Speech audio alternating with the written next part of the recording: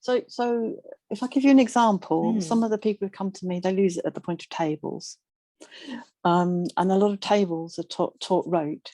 So what I would do, if I may, are you willing to have a go? You'd be happy to make a drawing of a wall of bathroom tiles. Yeah. And they're going to be square just for the sake of argument. No problem. Okay, so a wall of bathroom tiles, square bathroom tiles. Mm-hmm. Okay, on top of each other or like bricks? On top of each other. Okay. Yes, that's a good question. So again, it's teasing out assumptions that I might have about what I meant when I spoke to you. Okay. And how many rows of tiles? How many would you like? I've got 2 rows of 5. Perfect. Okay, let's start there. Just hold it up so that we can see what you've drawn. Okay, so now everybody knows what we're working with.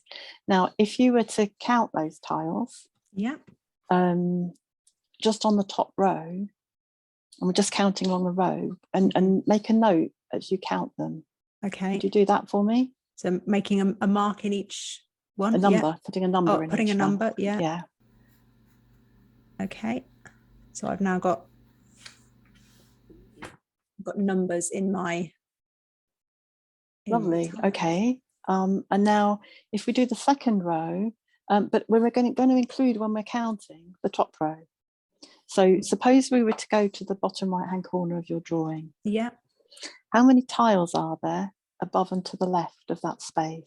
Above and to the left. There's 1 above, and then to the left there's 4. Yeah, and then if we include all the others, I've got well, above there's 5, and then the one underneath is 1 on its own, and then there's 4 next to it. Mm-hmm. So how many is that all together? 10 together. Okay, so if we record a 10 in there, yeah, and go back 2 spaces, yeah. Now in that space, if you were to look at the ones to the left and the ones above, all of them together, to make that, if you like, 3 across and 2 down shape. Yeah. How many tiles is that? Okay, so I've got 6 tiles there. Okay. Now, if I were to ask you to extend that activity to a more rows, then what you would be doing is counting tiles, which is something that most people is in their green zone counting. And you'd be recording how many you counted. And in the course we run at uni, we call it Maths with Chocolate. We get bars of chocolate when we do this bit. And you're counting how many bits of tiles or chocolate there are so far, and making a record of that. And as you do that, you're actually building up what we call the times table grid, but it's feeling very concrete. And so people with times table anxiety can then go home and finish that task in confidence.